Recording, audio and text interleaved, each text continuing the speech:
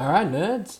So, we're about to start our energy topic, and in this semester, energy is going to encompass both electricity and simple machines. We're going to start with electricity, but first we need to do some background.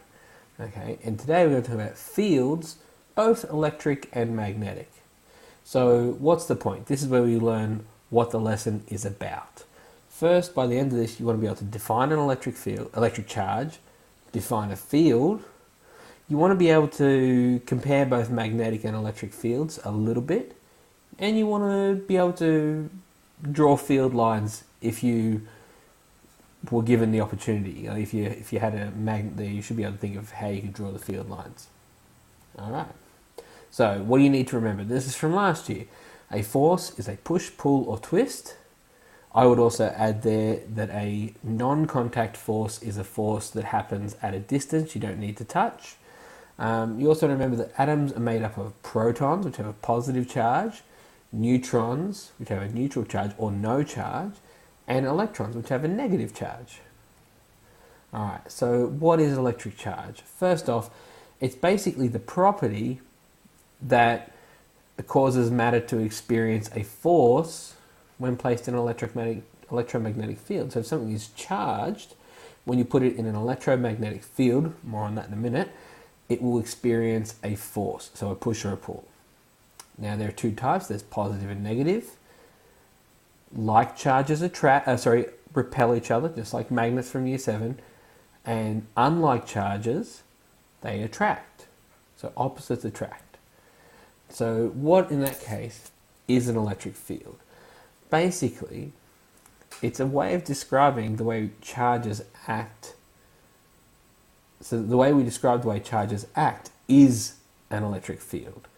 Okay, so if we've got a charge, when we bring another charge to it, those forces between the two, so here's charge A and here's charge B, they'll either get pulled together or pushed apart. We call those that push or pull, that's the electric field. So the direction, when we draw them, of arrows in an electric field show the direction of force that a positive charge would experience. Okay, so if we look down here, we've got a positive charge, and another positive charge to it would be pushed away. So even though we've got a negative there, and the lines go straight to it, what would really happen is that negative and the positive would sort of come in together at the middle. But if you put a positive charge there, it would shoot off along that direction there. Okay, and we see this here. Like here's the two positives, like we see them pushing against each other. So the lines, because it's the way a positive would feel, the lines are drawn from positive to negative.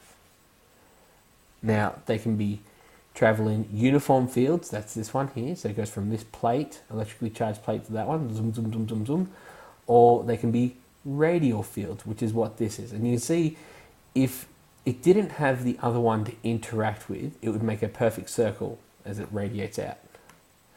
Now, basically the field is the direction that the non-contact forces act along. And that's pretty much what we said first thing when this slide popped up. Alright, electric and magnetic fields. Let's have a quick comparison.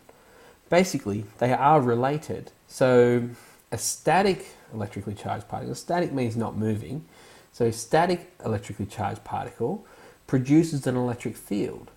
A moving electrically charged particle produces both an electric field and a magnetic field. We're not going to go into why. That's sort of year 11 kind of stuff, so we're going to move on from that. But that's what happens, and we know that as light. When these two are combined, we call that light. And see, so if your charge is moving along this direction here, like a photon is a light particle, it's a charged particle. We have electric field going this way, magnetic field going out to to 90 degrees of it, and that's what light is. So magnetic field, it also has attractive and repulsive forces, and we call those north and south, which is pretty much the same thing as positive and negative. It's just different names, and that's it. So if any of that didn't make sense, go back over it again, write down your questions, and yeah, we'll see you in class.